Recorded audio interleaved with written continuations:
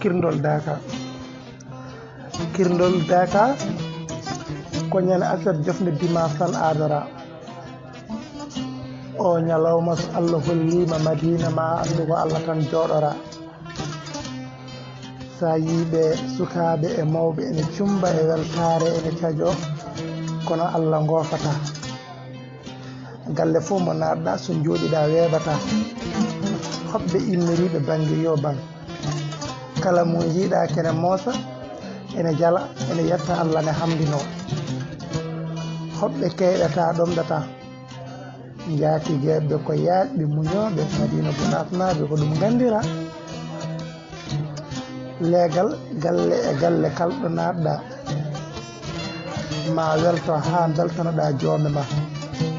duttoɗa aɗa manamo aɗa jaramo saabu ko teddugal e Allah kolleɗa kirndol daka e on ñalawma ko ɗon Madina Gunaas ñallaɓe e weltare ene sijo sukaɓe e mawɓe hay goto deejata jindene mabɓe kono hoɓɓe ñamiri ene jariri ha poftoɗa hiira Allah sara noddina kereɗa dande ceerno kelliɗo jama juma mawɗo pinɗoɗa so Allah nannima e oɗo juma kono noon sa arani law wona nder juma natata saabu juma o heewa dag Allah e hoɓɓe e wuuro ngo ceerno naato almo yimɓe juula jalta jiya otoji ene ndewodiri yimɓe ene pawodiri ko daka tindana ko on ñande jiita soldateɓe woni policeɓe ene taari yimɓe ene ndena gam askida ko ɗon oto ceerno huɓɓata tindo daka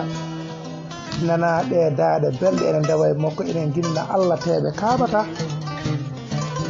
ko noon ɓe jarata haɓe jetto daka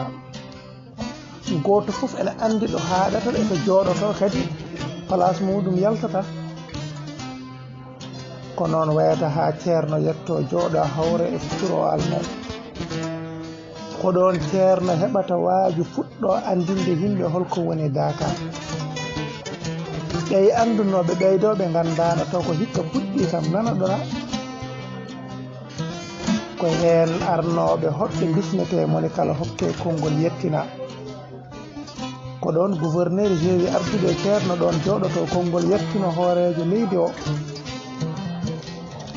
ko ɗon jiyata daka nanaɓe mbima ladde wonti wuuro mbiya issi o seede Allah wona fenade aɗa andi ko gonga tan daka jooɗama